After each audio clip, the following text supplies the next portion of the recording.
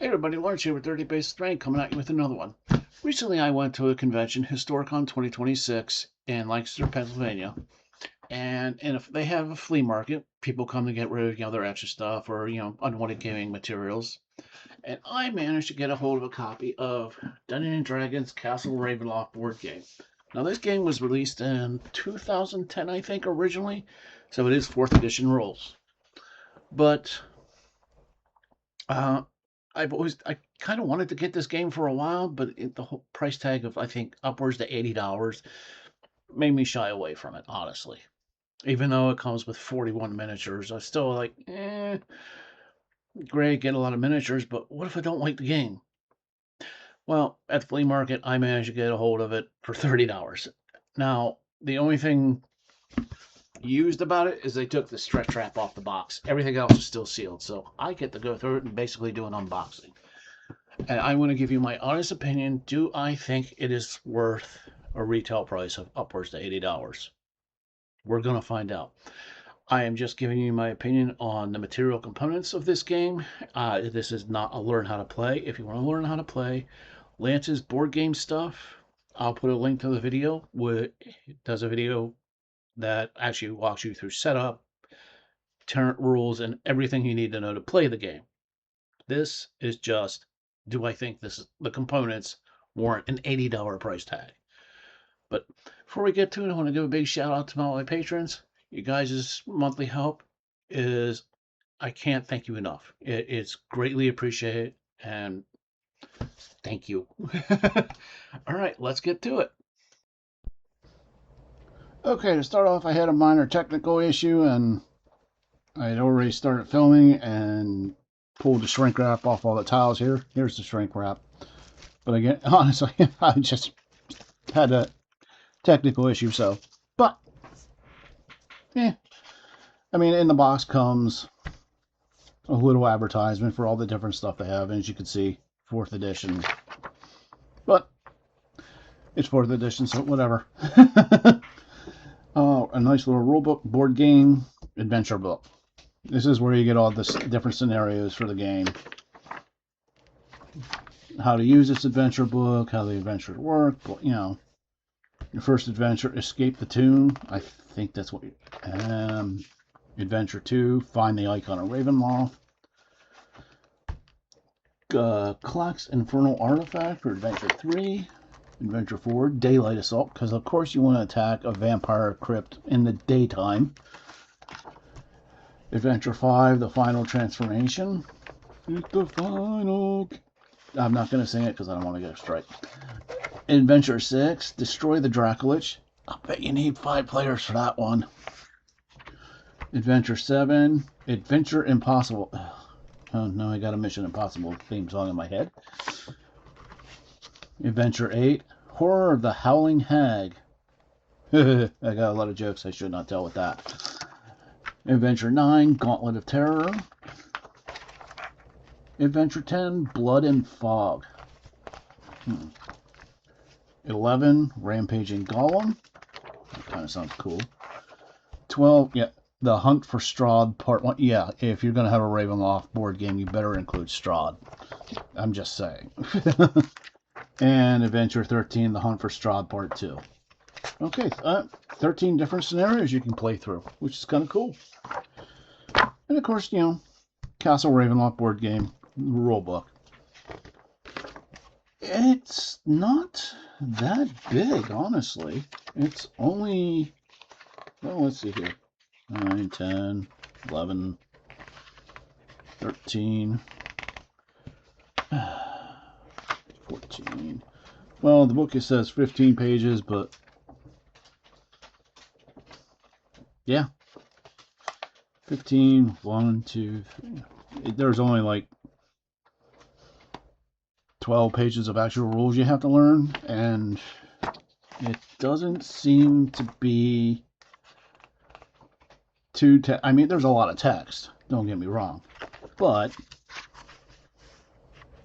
some basic explanations of what different terms mean. Hero phase, exploration, villain, movement, conditions, attacks, everybody's favorite part. Utility powers, combat, defeating, healing, other actions, picking up, destroying, disabling, escaping. Explains the monster deck here. Yeah, and of course, one of my favorite monsters, the kobolds. But anyway, encounter deck explains all that down, which is good. Treasure deck. Experience points, because there is a level 1 and level 2 type of deal here. Canceling encounter cards. Leveling up. Rules for later adventures. Choosing power cards. Making adventures more or less challenging, which is cool because if you got newer people who are new to the brand new to like D&D and all that, you may want to make it easier for them, so which is good. And a facts page, which basically explains basic terminologies and stuff like that. So there we go. Oh, what? Well, we went through the adventure books, so the tiles. Now let's see. This is tiles. Yeah, these are just basic dungeon tiles. I mean, I'm not saying anything bad here. Somehow are special. Rita Kulai. I'm not even gonna pronounce it. A crypt, dark fountain. So if there's something special about it, they're gonna give you a little description of what that tile is, which is cool. And these are just standard hallways, so no massive description. Also, it appears that every tile has like a coffin-shaped item one, some single hit point counters, 5 hit point counters, some monster tokens. There's a special one, and some kind of different token here. You know, icon of the realm, freezing spell effect, maybe conditions. So that's kind of cool. Oh, let's flip this way. Simpler. Caven, another spell effect, more monsters, same here. Now here's a corner with a descriptive. Another corner, which, okay, cool. I don't know if it has anything to do with the game itself, that you have to have that specific corner, but it's a corner. Rotting Nook, Secret Stairway, Crypt of Artemis, Prince Aurel's Crypt, same as always, Animal, Game, Gravestone's Phylactery, magic item, I guess. Same monster things. Food, mirror, standard. I'm not sure what these are, but hey, whatever. I'm sure that's explained in the rulebook. Strahd's Crypt. Have to have that. More hallway tiles.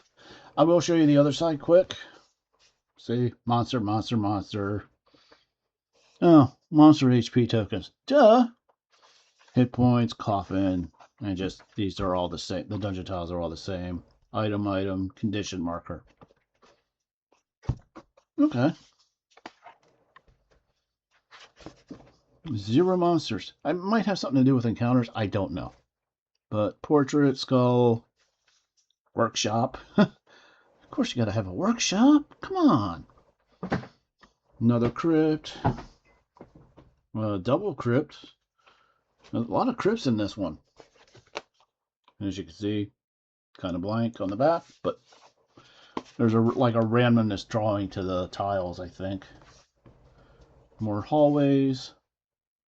You get quite a bit here. I mean, each one's there's 1, 2, 3, 4 dungeon tiles. 1, 2, 3, 4, 5, 6 single hit points and 5. Yeah, you're getting a decent amount of stuff. So, call me somewhat impressed already.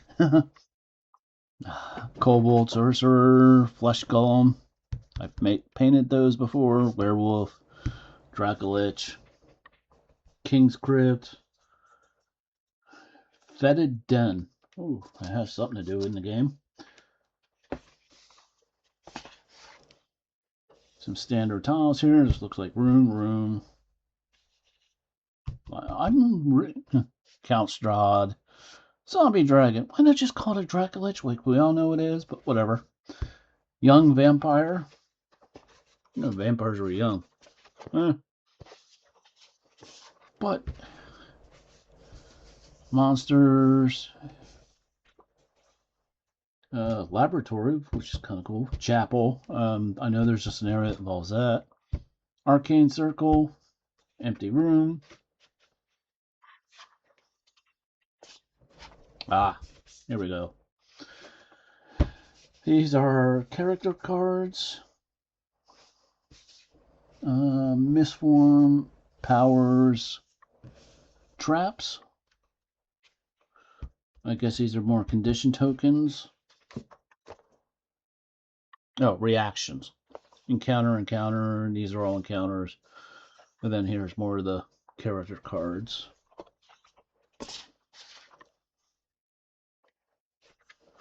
This is, yeah, adventure. Yeah, all these different tiles have different things.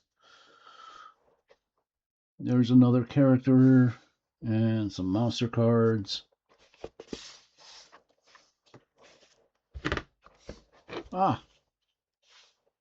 Healing Surge. Treasure. Of course, Strahd gets his own big card. And so, Gravestone Dracolich. Okay, that's cool. It's a start tile. Hey, why not? Okay, that's all the tiles. I mean, definite variety. I mean, they're made out of decent card stock here, so if you take somewhat decent care of them, they're going to last quite a while. Put this on to the side. AKA, if you have a cat, keep them away from it because they'll use it as a scratching post. Okay, let's take a look at some of these cards. I mean, I haven't read the rules yet, so I don't really know. Oh, yes, the part that everybody hates, the initial opening. Oh, yeah, still smells like 2010. Okay. Okay, this is kind of cool. I guess everyone would get this sequence of play, which is something that would be useful. Yeah. So you get 1, 2, 3, 4, and 5 of those, because it is for up to 5 players. Treasure cards. Let's take a quick look at some of those once I get them all.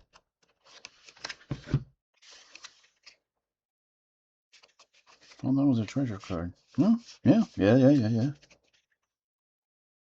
Play this blessing until the end of your next phase. Okay, so it's like abilities and stuff. Discard this after playing it. Okay. Item. Okay, so there's different fortune, blessing, fortune, items. Okay. Lucky charm, necklace of fireballs. Potion healing, potion rejuve, ring of regen. Good item to have. Thieves' tools, wand of teleport. Okay, that's. And these are the cards themselves are matte and about the size of playing cards. So I think the fact that they're matte, I don't know. But you can see it's kind of hard to make them slide. But that's just my own preference there. Hey, here we got Adventure Treasure. Okay. Let's wait on that one. Silver Dagger, Wooden Stake.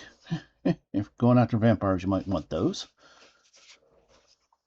Feywalk. Yeah. Tome of Strahd. Okay.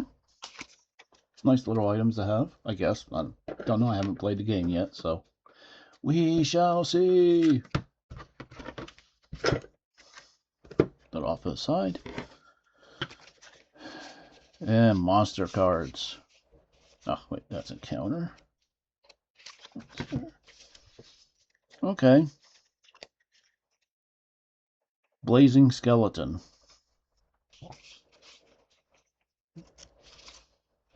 Three of those. Gargoyle. Ghouls. Of course there's going to be ghouls in a vampire crypt. Kobold. Skirmisher. Skirmisher. Skirmisher. Rat Swarm. Of course. Skeleton. Hey, yeah. Spider. Wolf. Wraith. Very cool. Couple of them. And of course zombies. Like I said, I'm not sure what these cards are meant for, but I'm just going through them quick. This is encounter cards. Event attack, prowling ghost, spiderweb, strut attacks. Yeah. Trap alarm, trap cards. So cool. These are all encounters. Okay. Let's see what's in here. Like I said, I'm going blind in this. I did. Okay, a lot more encounter cards. So I'm assuming different types of encounters. Okay. Environment, bat swarm, crackling skull, bubbling cauldron. I mean, so far, a lot of these. Ooh, green slime, gray ooze. Okay.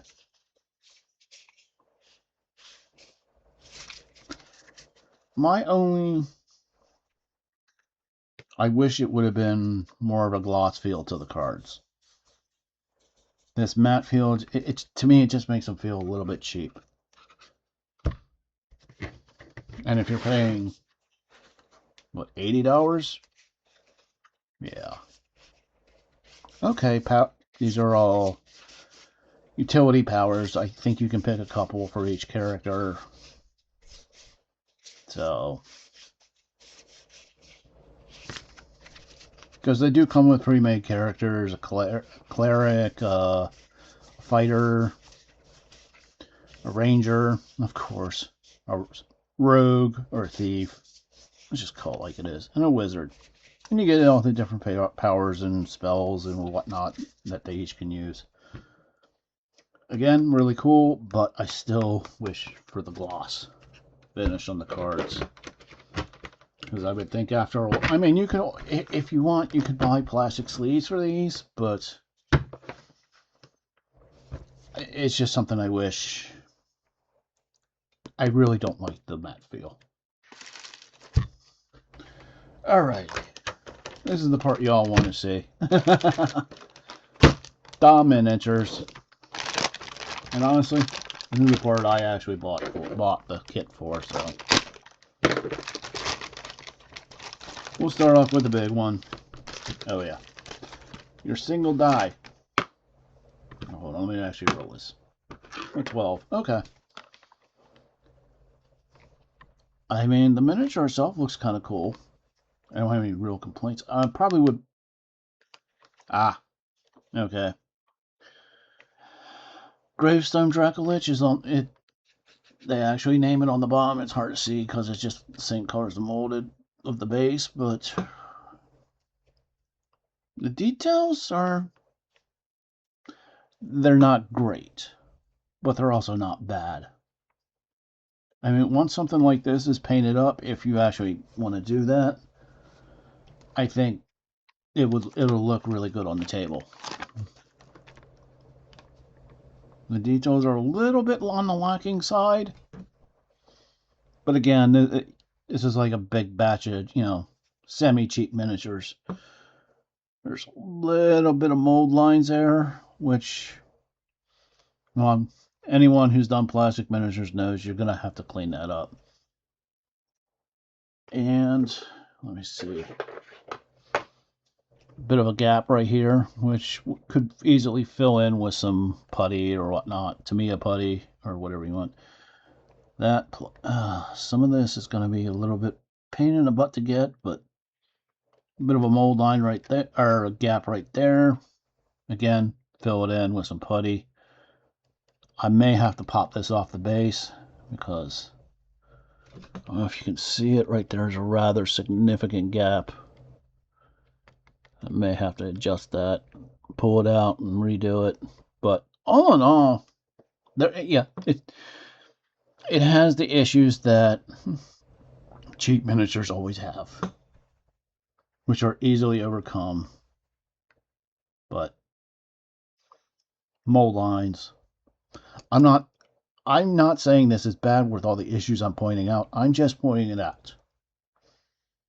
Because I've dealt with stuff like this all the time. So, this isn't too bad. I mean, for a cheap miniature, I'm not seeing anything I haven't seen before. So, it's actually not too bad. 7. So far.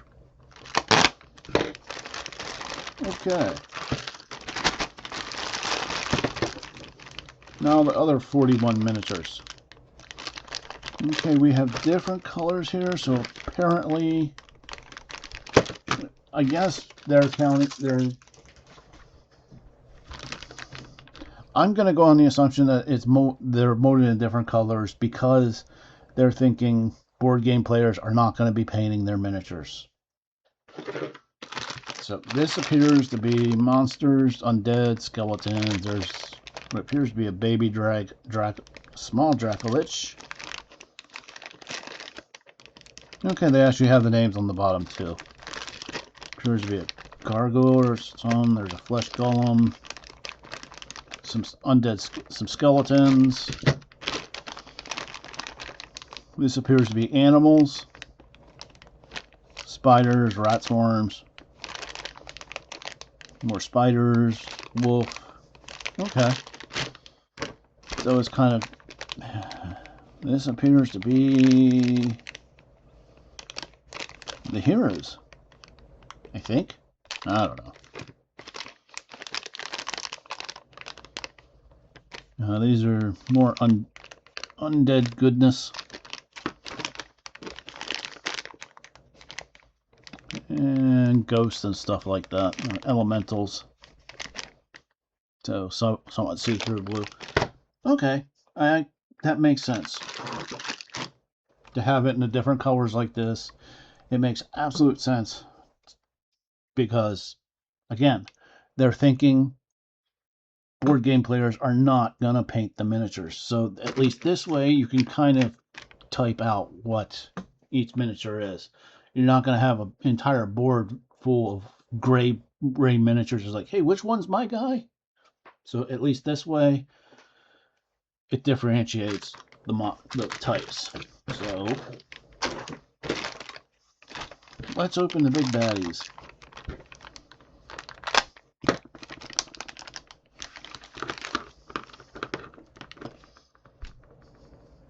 Ooh, man, she's ugly.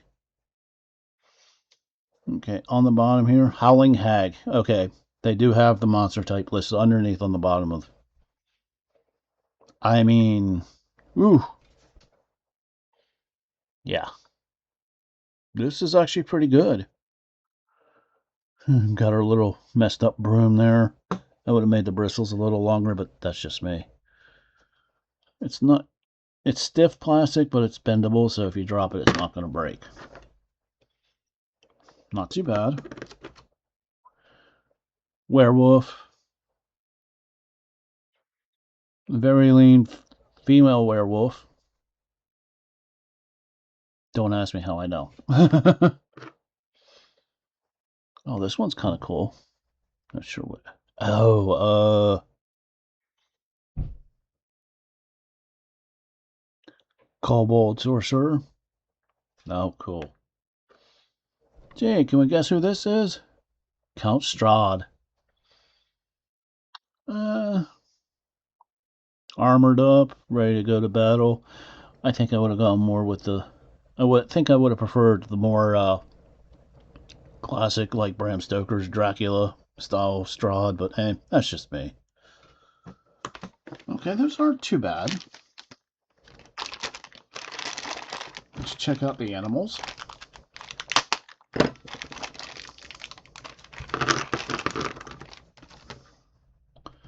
Okay, this one's a little a ghoul. The details are very not sharp at all. They're there, but it's just like smoothed over a bit. Yeah, same with this kobold. The details are there. I think once it's painted up, you can do things to make up for the smoothed over details, but they're cheap minis. They're single piece molds, so, you know, monoposed. A wolf.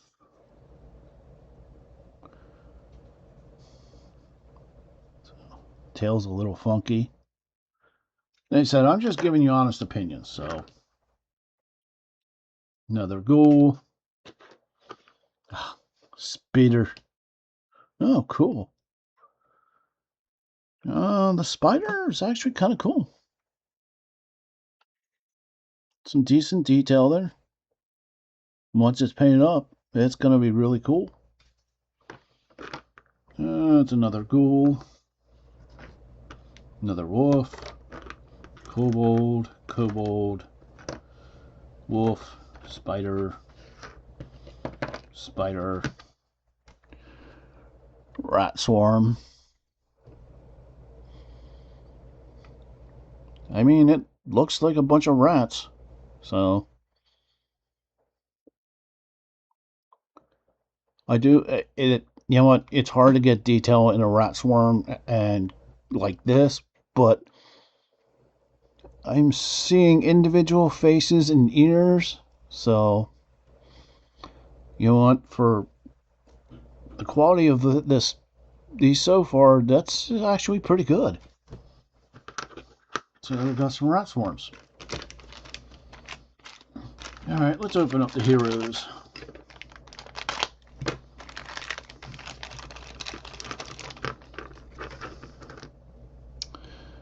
This is the Arjan Dragonborn Fighter. I'm not even going to pronounce his name. There is detail there, but it's kind of muted. So again, you can save this mini with a decent paint job. The details are just kind of but it's cheap mini, so. This is Eladrin Wizard. Not even sure what. Okay, it's an elf. I shouldn't have to look this hard to tell it's an elf with the pointed ears there. Again, the details are there. They're just muted. Okay, I'm gonna assume this is the human rogue. Sword's bent, but hot water bath will take care of that.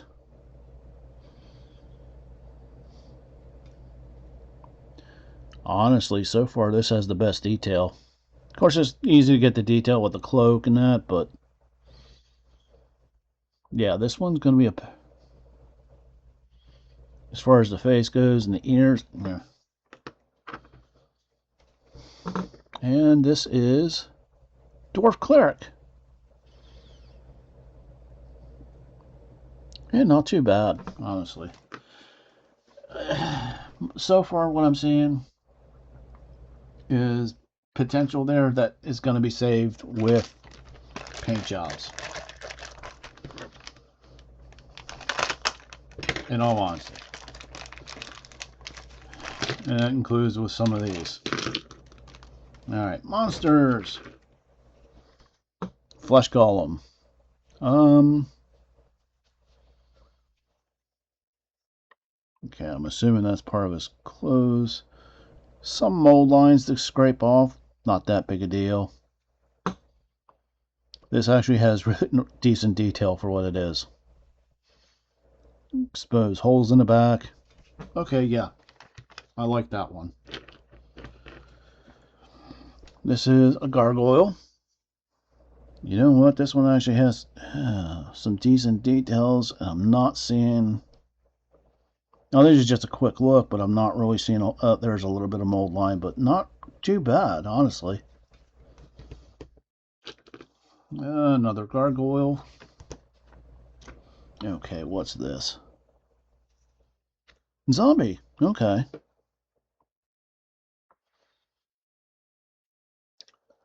It's a zombie. I mean, it actually kind of looks cool, the pose. The hands are a little big, but hey, this is D&D, so it can have big hands. Another gargoyle. Okay, what is actually this? Zombie dragon. Okay, that's actually kind of cool.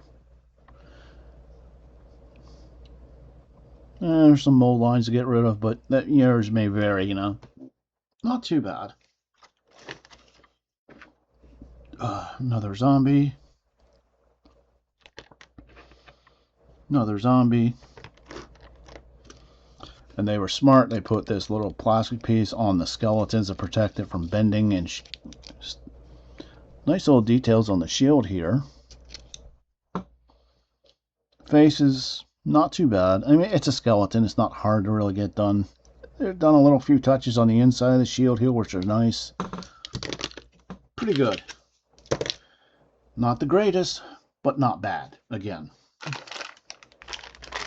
And the last bag of minis. Yes, I know this video is running long, but yeah. Okay, this is Blazing Skeleton. Well, I couldn't say flaming. But it's kind of hard to see the details because it's clear plastic because they put it in the category they did. So from what I can see, it's not too bad. Once it's painted up, it's going to look cool. This is a wraith. Yeah, it's a wraith. I mean, they could have given a more dynamic pose than other than going, "Hey guys, how you doing?" And still been able to get the single piece mold here. Another wraith. Okay, this is just wraiths and blazing skeletons. You know what, guys? That's it. Is this where? You know what? I'll let you know at the exit face old thing. But that's everything that comes with the box.